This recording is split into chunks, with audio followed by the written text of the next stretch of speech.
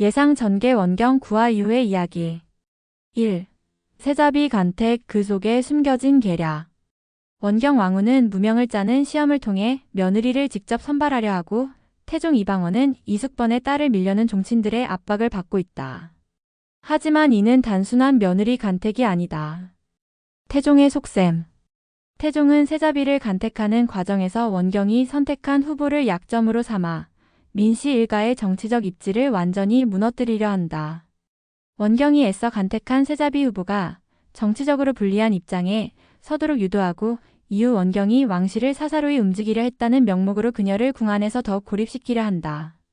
원경의 반격.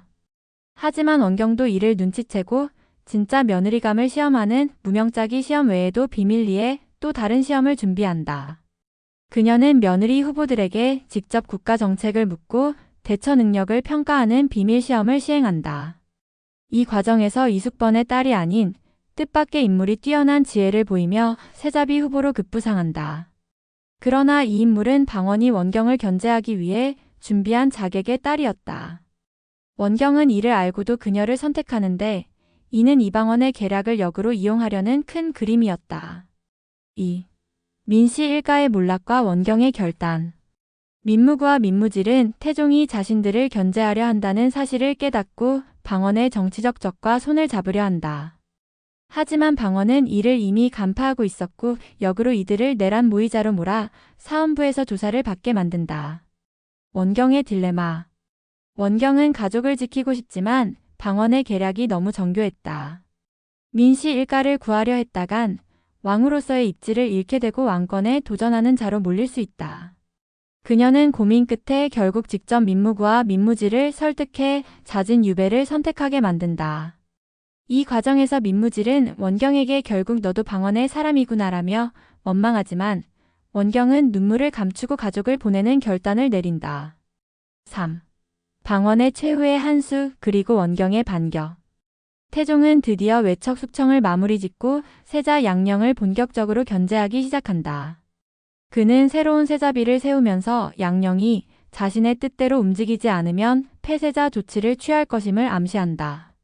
원경은 이때까지 방언의 수를 따라갔지만 이번에는 결코 물러설 수 없다고 결심한다.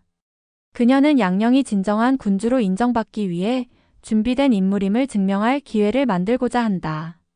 그녀는 태종과 신하들이 모인 자리에서 세자에게 직접 왕의 역할을 수행해 보도록 하는 특별한 시험을 제안한다.